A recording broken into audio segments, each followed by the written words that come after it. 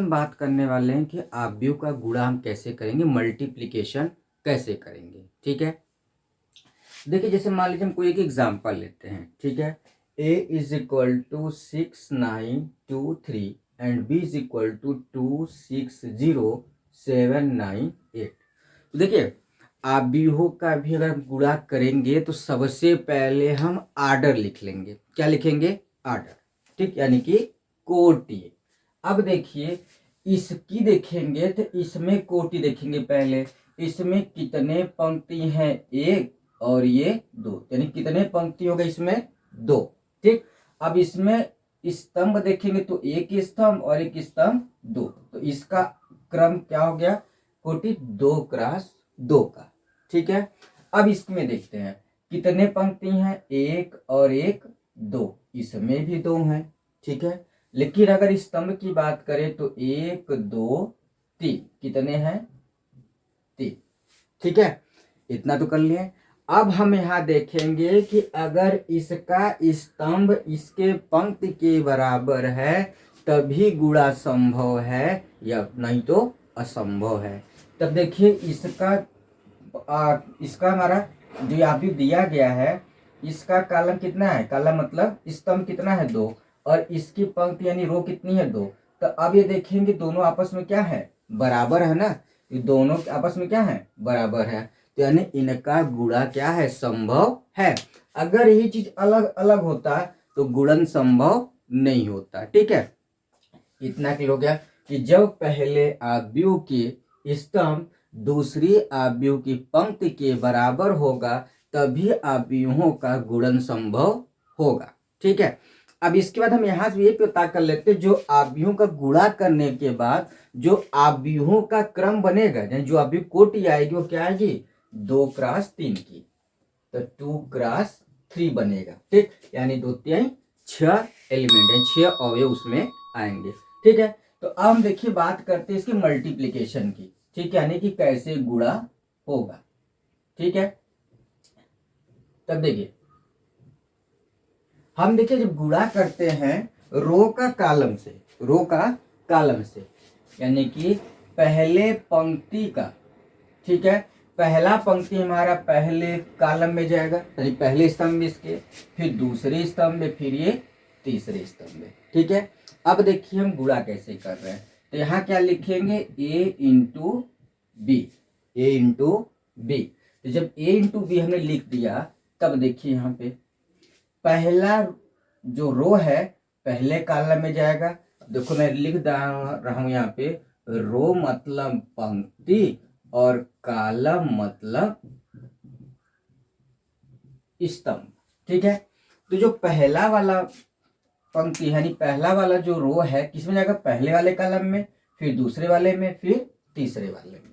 ठीक है, तब देखिए यहाँ पे, अब देखिए 6 का मल्टीप्लाई देखो इसमें जा रहा है, किसमें जा रहा है? पहले वाले में। तो 6 का मल्टीप्लाई किसमें? 6 का गुणा किसमें करेंगे? 2 में। तो 6 दूनी कितना हो गया? 12। बीच में रखेंगे हम प्लस। अब फिर देखिए 9 आ गया ना, 9 का 7 में करेंगे क्या? 9 7 63 हो गया। बस कुछ नहीं, इसके आगे ले जाओ, यानी ये आगे बढ़ गया, यानी इस वाले में 6 6 के 36, फिर 9 9 81, फिर इसको आगे बढ़ाओ, यानी अगले वाले में चला जाएगा, नहीं इसमें आ जाएगा। तो 6 का 0 में करेंगे तो 0, फिर 9 का 8 में 72। है ना सिंपल, समझ में आया? अब देखिए यानी पहला जो पंक्ति यानी पहला जो रो है इसका काम खत्म। अब किसका लगाएंगे नंबर? दूसरे वाले का। ठीक है, तो जैसे हमने पहले वाले को किया वैसे ही क्या करेंगे हम? दूसरे वाले को। देखिए यहाँ 2 है ना, 2 है ना, तो 2 का पहले किसमें करेंगे? 2 में। 2 दूनी 4, बीच में प्लस, अब 3 किसे जाएगा? 3 7 21। ठीक है, फिर ये कहाँ आएगा? दूसरे वाले में। देखो यहाँ पे 6 है ना, तो 2 6 12, फिर 3 है तो 3 9 27। ठीक है, अब तीसरे कॉलम में जाते हैं तो 2 का 0 में 0, प्लस 3 का 8 में 3 8 24। बस हो गया आपका गुणा, काम खत्म। अब इनको जोड़ दीजिए तो कितना हो जाएगा? यहाँ पे 3 2 5 हो गया, और 6 और 1 7, कितना हो गया? 75। ठीक है, अब इनको जोड़ दो, 6 1 7 8 3 11, 117, और ये कितना हो गया 72। इधर जोड़ दो, 21 और 4 कितने हो गए 25, इसको जोड़ दो 12 27, यानी 7 2 9 और 2 1 3, 39 हो गया। और इधर देखिए कितना हो गया 24। इतना समझ में आया? ठीक है, कुछ नहीं था यहाँ पे। देखिए हमने क्या किया कि ए दिया था और बी दिया गया था, ठीक है। तो हमने क्या किया, याद रखिए जब भी हम गुणा करेंगे हमेशा रो का कॉलम में, मतलब पंक्ति कहाँ जाएगा स्तंभ में। तो पहली पंक्ति का पहले स्तंभ में कर लीजिए, फिर दूसरे स्तंभ में, फिर तीसरे स्तंभ में। ठीक है, इतना समझ में आ गया। तो यही हमारा क्या हो जाएगा आंसर, यानी कि उत्तर। ठीक है, अब आप ये कहेंगे सर जी चाहे यहाँ पे ए बी लिखिए और चाहे बी क्या इक्वल होगा? नहीं, क्योंकि आप जैसे पता है कि अगर यहाँ पे यक्स वाई अभी तक पढ़े थे, चाहे यक्स वाई कर दे चाहे वाई एक्स, दोनों सेम है। लेकिन आव्यूह में ऐसा होने वाला नहीं है। क्यों? क्योंकि हम आव्यूह में सबसे पहले देखेंगे उनका कोटि। जैसे अगर मान लीजिए हम यहाँ पे बी ए करते हैं, क्या लेते हैं बी ए, तो अब देखते हैं जब बी ए निकालेंगे पॉसिबल है कि नहीं है। तो सबसे पहले अब बी की कोटि निकाले थे, कितना था बी में कोटि कितना था 2, और कितना था कॉलम 3 था। और ए का देखेंगे तो क्या था 2 क्रॉस 2 का। देखिए क्या ये दोनों बराबर आए? यहाँ पे 3 और यहाँ पे 2 है, यानी यह बराबर नहीं है। तो हमारा जो b इंटू ए निकालेंगे ना वो निकलेगा ही नहीं, क्योंकि वह असंभव है। क्या है? असंभव। ठीक है, तो याद रखिएगा जब भी हम गुणा करेंगे तो पहले आव्यूह की पंक्ति दूसरे आव्यूह के स्तंभ के बराबर होगा, तभी हमारा गुणा संभव है। अब जब संभव है तो कैसे करेंगे? पहला पंक्ति का गुणा किससे करेंगे? पहले स्तंभ में, फिर दूसरे स्तंभ में, फिर तीसरे स्तंभ में, फिर दूसरे पंक्ति का पहले स्तंभ में, दूसरे स्तंभ में, फिर तीसरे स्तंभ में। ठीक है, दूसरा एग्जाम्पल लेते हैं, तो समझाने की कोशिश करते हैं। कोई और एग्जाम्पल ले लेते हैं। चलिए एक और एग्जाम्पल ले लेते हैं। 1 - 4 1 ए इज इक्वल टू आव्यूह ए बराबर 1 - 4 -2 2 3 और 5। यहां से लेते हैं b इज इक्वल टू 2 3 2 3 4 5 और 2 1। ठीक है, तो कह रहा है पॉसिबल है, अगर पॉसिबल है तो ए बी भी निकाल लिए और बी ए भी निकाल लिए।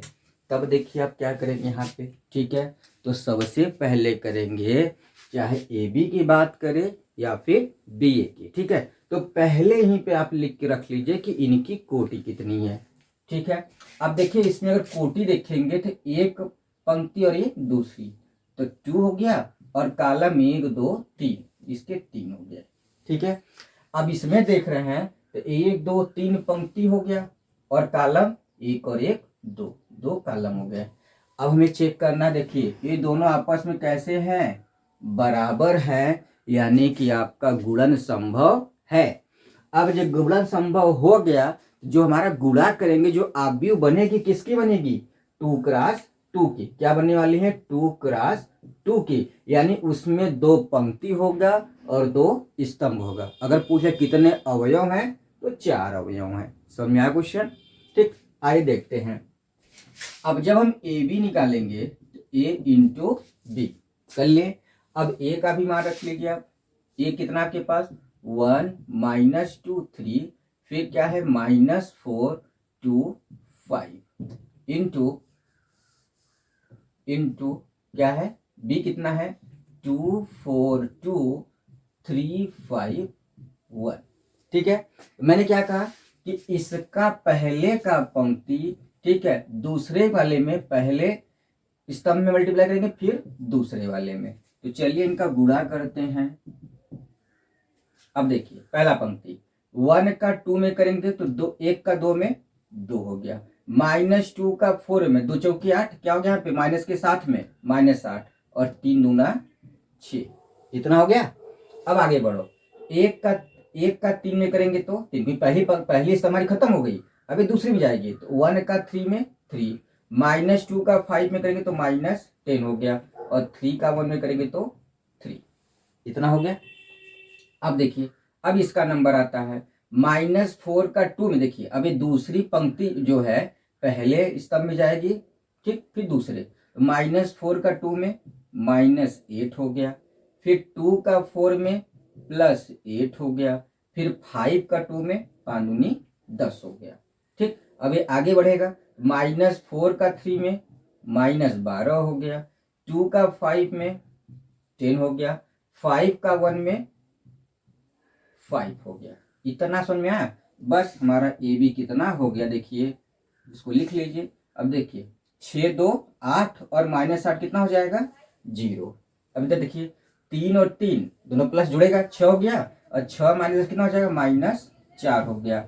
अब देखिए आप +8 -8 कट गया, क्या बचा यहाँ पे 10। अब देखिए 10 5 15 और -12 है, कितना हो जाएगा 3।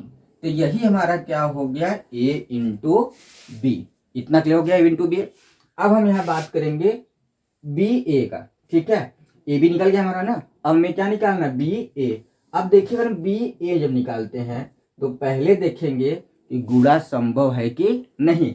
यहाँ बी है ना, तो बी का क्रम क्या था, 1 2 3, 3 था, और कितने थे स्तंभ, 2 था। अब इधर देख लेना, 1 2 2 है, और इधर क्या है 1 2 3, यानी इनका भी गुणा संभव है। कि देखिए पहले बी वाले की जो हमारी स्तंभ है 2, और ए वाले की पंक्ति क्या है 2, सॉरी हाँ 2, दोनों आपस में बराबर है, तो यानी गुणा संभव है। अब जब संभव है तो आपकी अभी बनेगी कौन सी, 3 क्रॉस 3 की, यानी कि 3 हमारी पंक्ति होगी और 3 हमारे स्तंभ होंगे, ठीक है।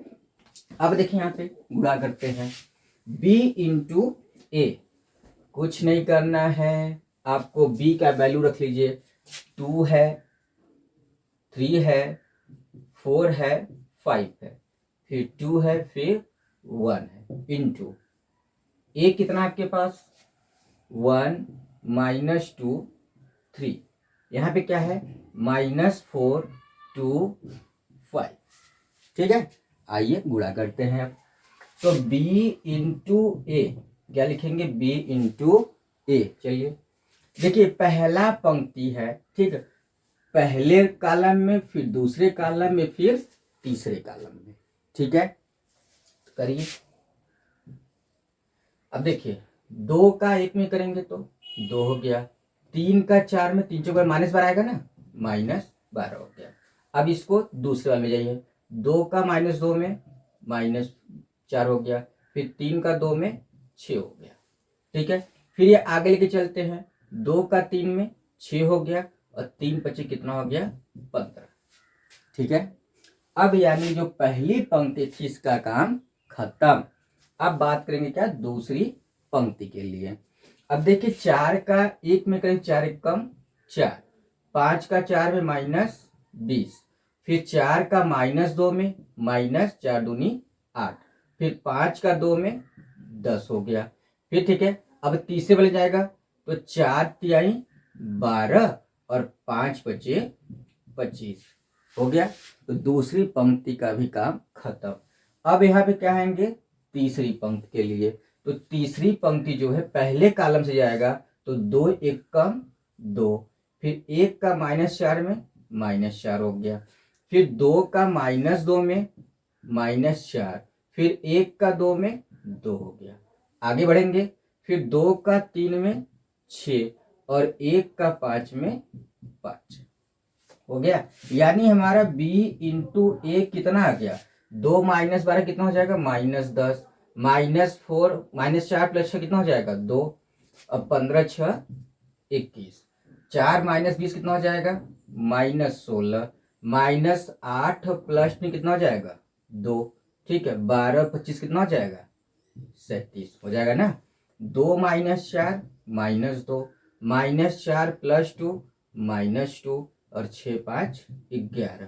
तो ये हमारा क्या हो गया b इंटू ए, और ये क्या हो गया a इंटू बी। तो इसी तरीके से कुछ भी अगर दिया रहेगा तो हम अवयवों का गुणा कर लेंगे, ठीक है। कि कैसे करेंगे, सबसे पहले हमें उसकी कोटि देखनी है, यानी उसकी कोटि कितनी है, ठीक है। गुणा करने के बाद पहले हम देखेंगे जो पहली पंक्ति की पहले आव्यूह का स्तंभ दूसरे आव्यूह के पंक्ति के बराबर होगा तभी गुणा संभव है। इसी तरह हम सभी को गुणा कर लेंगे। Thank you.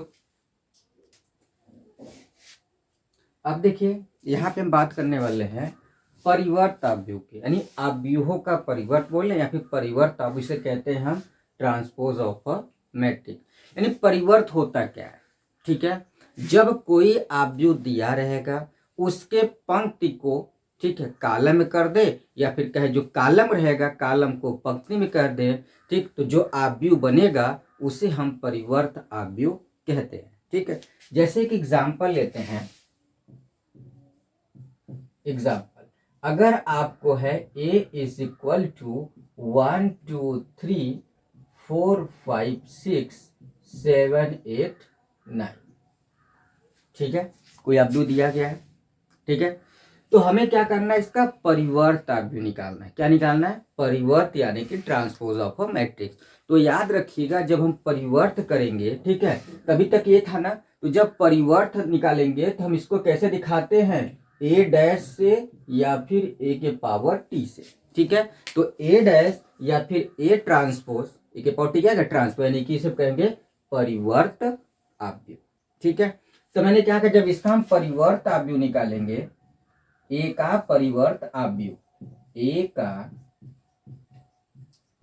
परिवर्त आव्यूह, ठीक है, तो क्या निकालेंगे हम, a डैश, a का परिवर्त आव्यूह क्या होगा, a डैश से लिखते हैं या फिर यहां हम कर देंगे कि a के पावर t, मतलब ट्रांसपोज ऑफ मैट्रिक्स a का। ठीक है, कुछ नहीं करना है, सिंपल सा, जो पंक्ति में अवयव दिए गए हैं उसको कॉलम में कर दो, या फिर ऐसे कहें कि जो कॉलम में दिए गए हैं उसको पंक्ति में कर दें। ठीक है, तब देखिए पंक्ति में क्या है, 1 2 3, तब इसको कहाँ रख दे, कॉलम में, 1 2 3। ठीक है, अब दूसरी पंक्ति क्या है, 4 5 6, क्या हो जाएगा यहाँ पे, 4 5 6 हो गया।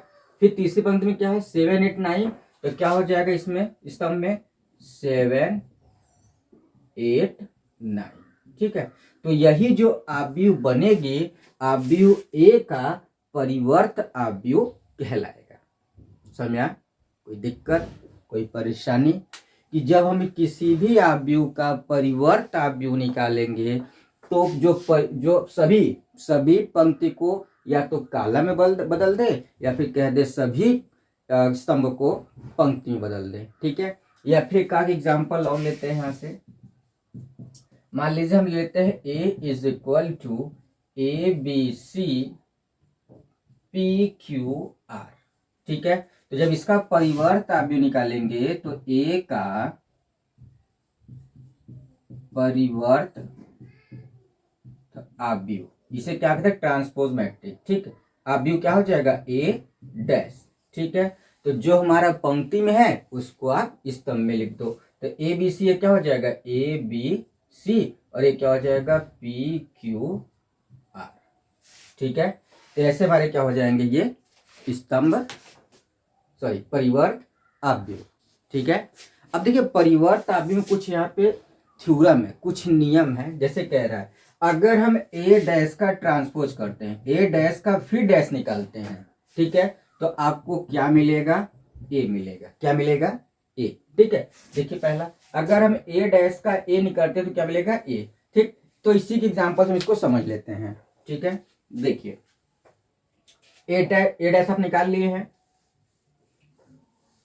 चलिए इसी हम परिवर्त का परिवर्त करते हैं, परिवर्त का परिवर्त, यानी a डैश का फिर डैश करेंगे, यानी देखिए अब यहाँ पे क्या आ गया आपके पास, पंक्ति कहाँ जाएगा, स्तंभ में। ठीक है, तो 1 4 7, यानी क्या गया, 1 4 7, तो 1 4 7, फिर क्या है 2 5 8, तो 2 5 8, फिर क्या है 3 6 9, 3 6 9।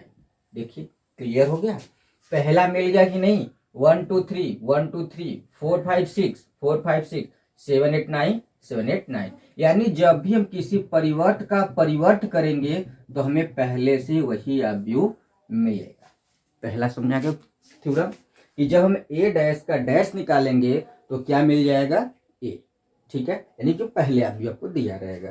ठीक, अगर दूसरी प्रॉपर्टी ये कह रही है कि अगर हम किसी, अभी देखिए यहाँ पे के ए का होल डैश, अब के क्या है, कोई अचर संख्या है, तो इसको हम क्या लिख सकते हैं, के ए डैश, यानी जो परिवर्त होगा हमारे अचर पर कोई इफेक्ट यानी कोई प्रभाव नहीं डालेगा।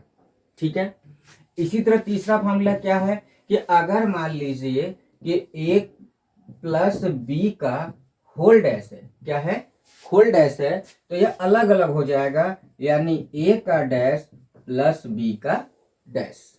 ठीक है, चौथा क्या कह रहा है कि यदि ए बी का होल डैश है, क्या है, ए बी के पावर होल डैश, ठीक है, तो इसको हम क्या लिखेंगे कि बी डैश इंटू ए डैश। ठीक है, तो ये परिवर्त इतना समझ में आ गया। ठीक है, कुछ था नहीं परिवर्त में।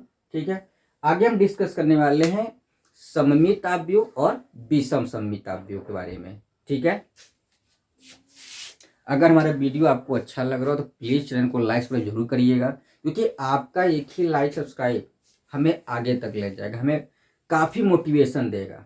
ठीक है, और ये वीडियो में बहुत मेहनत लगती है, तो प्लीज कम से कम लाइक शेयर जरूर करिएगा। Thank you so much for watching my video.